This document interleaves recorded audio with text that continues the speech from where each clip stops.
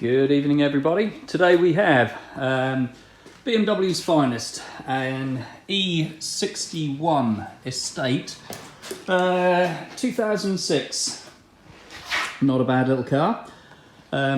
Problem that we're having with this one is the remotes don't work. So we have nothing on the remote, and we're going to see if we can get this going. So the first thing we're going to do, we're going to use remote control tester, and as you can see, the remote is firing out a good signal. So I'm going to stand back, and we're back about 4 feet away from it, and press the button, and you can see we got a good signal. So it's going to be something on the car. Now, the usual fault from experience is the antenna, which is underneath here.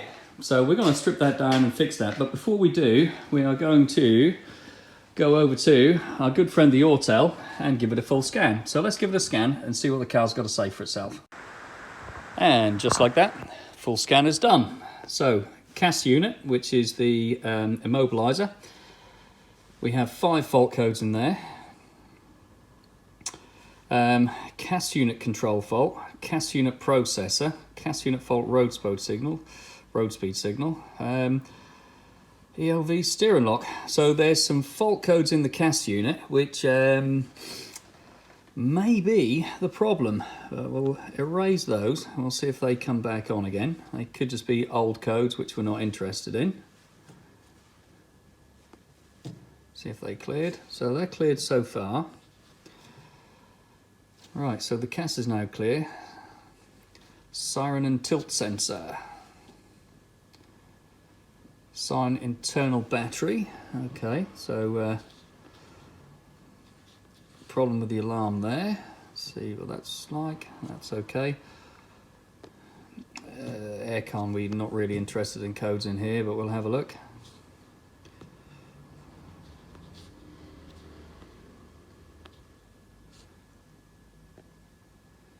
Parking distance control, yeah, again, nothing really which is worried about in there. Ultrasonic sensor, right, so parking aids are not going to be working very well, but could be just intermittent faults. Instrument cluster.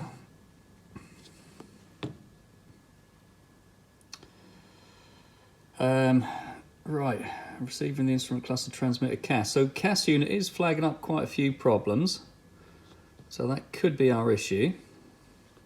Or they could just be old codes. Those codes are certainly clearing.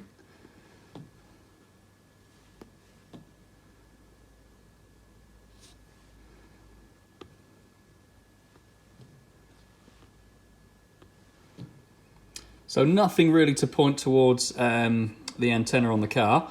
Probably the best thing to do is let's rip it to bits and have a physical look and see what we come up with. So, first job we're going to have to do is to actually get the tailgate up. Not the main tailgate, which is the whole boot here. They have just the rear window that opens. That's operated by a little switch under here, which I'm pressing, and unfortunately doesn't work. Now, there's no switch that I can find in the car to operate it, but luckily we have the Autel. And if we go into KBM, we have rear window, and we can activate it from here.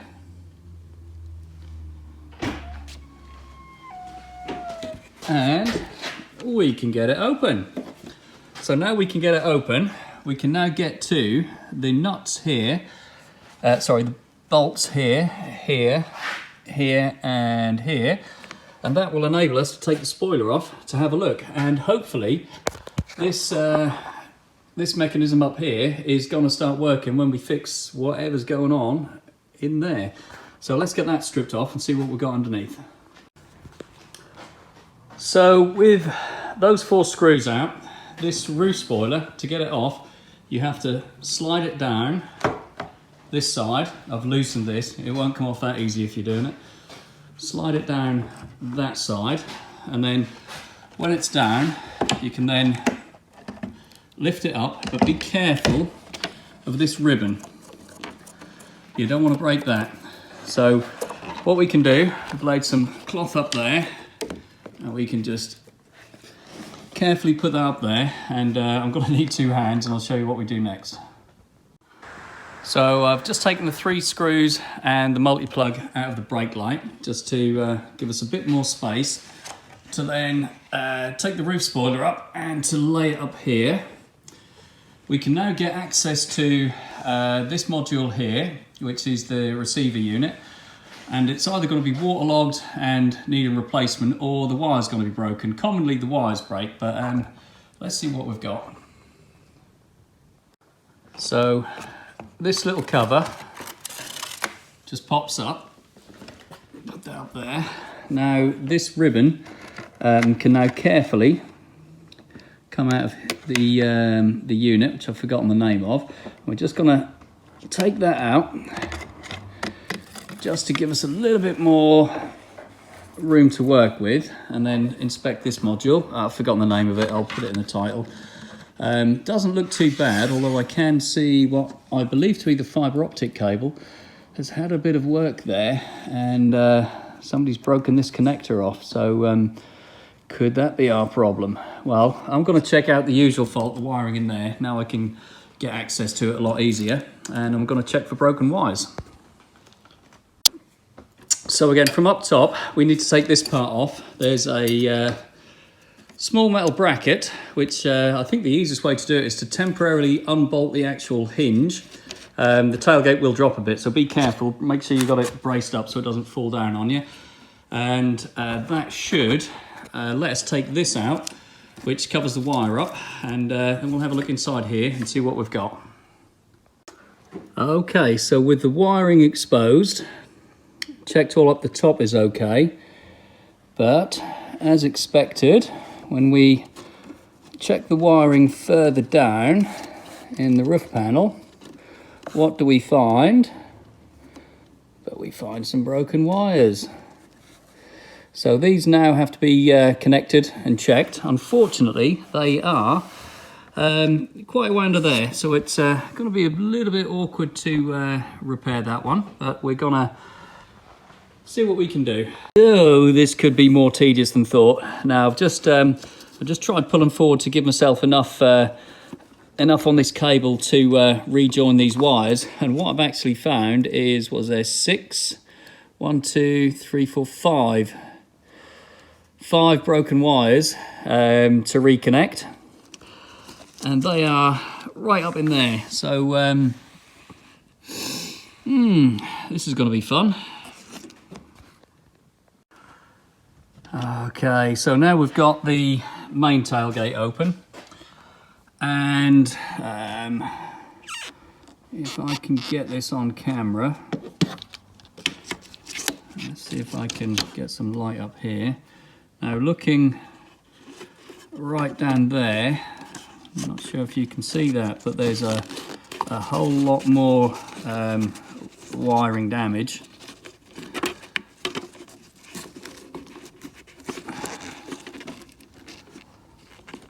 If you can just see that, it's got more wires broken up there, and that is underneath the roof lining. So the only way I'm going to be able to do that is by pulling the back end of the roof wiring down and yeah, fixing it. Turned into a major repair now. Oh dear. So we have a little ray of hope. What the plan is now is to take off the wire here and thread it all the way through, because luckily, I don't know if this is a deliberate design by BMW or if it was just a bit of serendipity, but underneath here, I get on the tailgate and get on my back and look up there where the speaker was.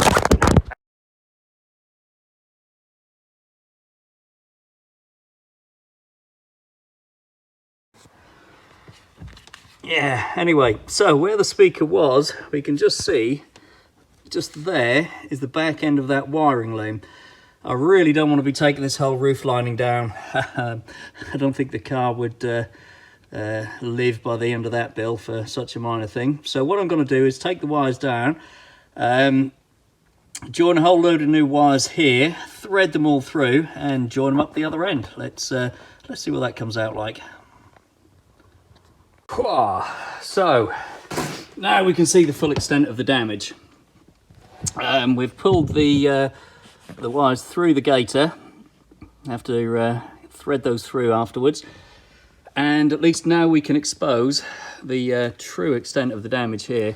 These are the broken off wires. These were the wires which were still connected. You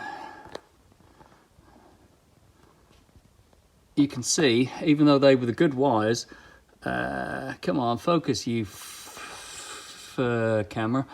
They're still going to need a repair. They're still damaged. This main live wire wasn't going to be a main live wire very much. Looks like it's been shorting out in actual fact somewhere, possibly. So let's get some connectors on here.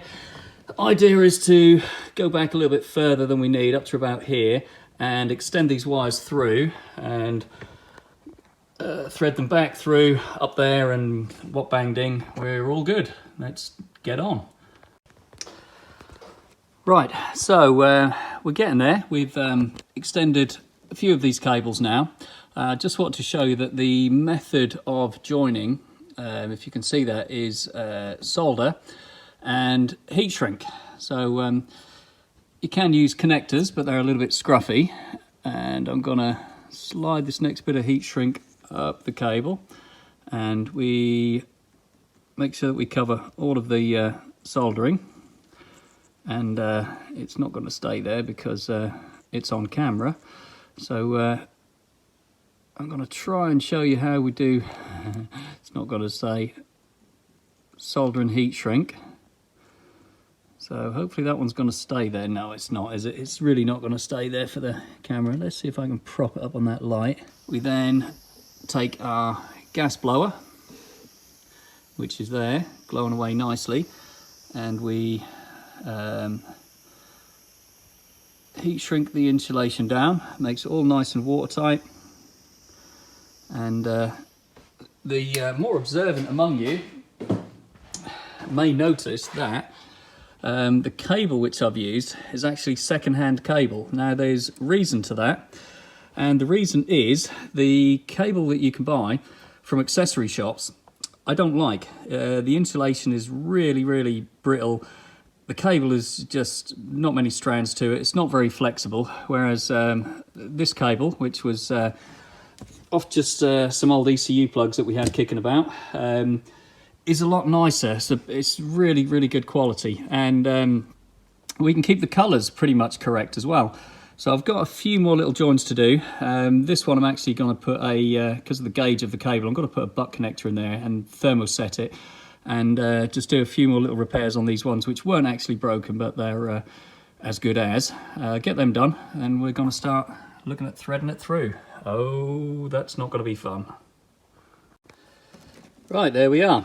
So all of these wires have now been repaired, soldered back together, and heat shrink. So the next thing to do is to tape these up nicely, bind them up, and somehow I've got to work out a way of threading them back through the grommet and back through here, and joining them up on the other side.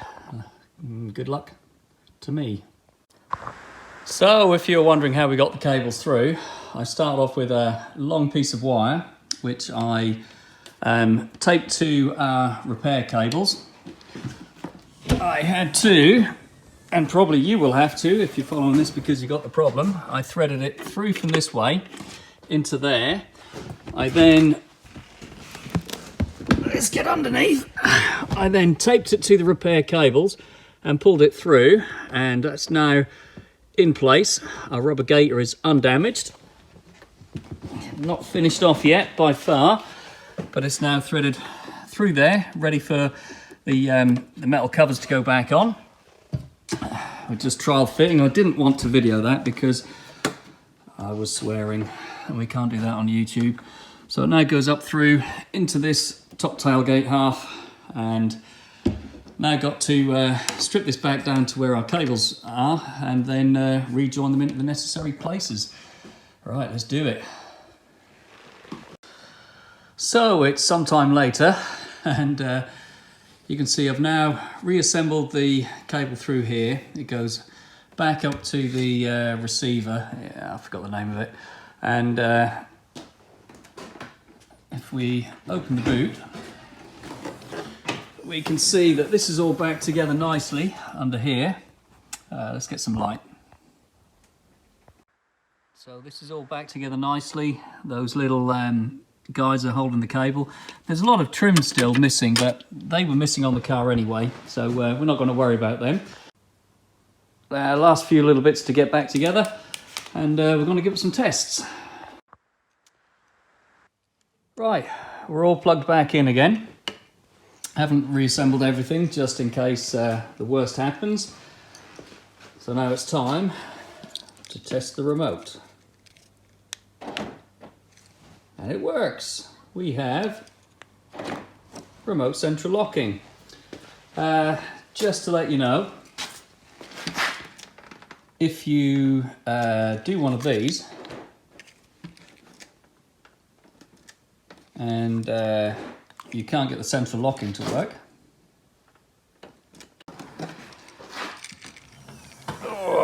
after you fix these, there is a 5 amp fuse just there. I don't know the number. It's 1, 2, 3, 4, 5, 6, 7, 8, 9. It's the 10th one along. This is the one for the central locking. Had a heart-stopping moment because I put it all together and it didn't work, but it was just a blown fuse. So let's get these last few bits back, get that horrible little speaker back up into there, which I'm really grateful for, because I wouldn't have been able to do this job very easily without it, and see where we're at with it. Getting the spoiler back on, you want to refit the light back in, put this cover back on, be careful again of the ribbon. Now if you see these, I'm going to call them pegs, they've got to go into those little holes up there, and then it slides forward. So I'm not going to be able to do this holding my camera, so you're just going to have to work it out for yourself when you get to do it, but that goes on there, and like magic it'll be done in a second. So the last few bolts are in, holding the spoiler back on. If you do one of these repairs, make sure that you don't get the cables caught when you push this spoiler back in. They're a very tight fit, but just got away with that one today.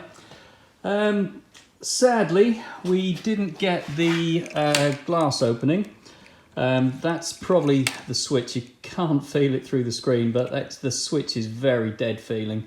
So if the customer wants us to look at that, we can do that again another day. But the main thing is, he wanted his remote central locking working because he's getting by with just the key. So now, as you can see, we have the remote central locking or locking and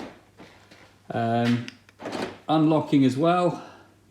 Just going to show you, got the locking as well, puts the hazard warning lights on. Yeah, mission accomplished. So that's got to be worth a like and a share, that one, because geez, that was a lot of work. And if you've got to do one of these, that's going to save you a lot of work watching this video. So if you watched this far, thanks very much for watching. Please click the like and subscribe buttons down there, up there, wherever they are, and see you on the next one.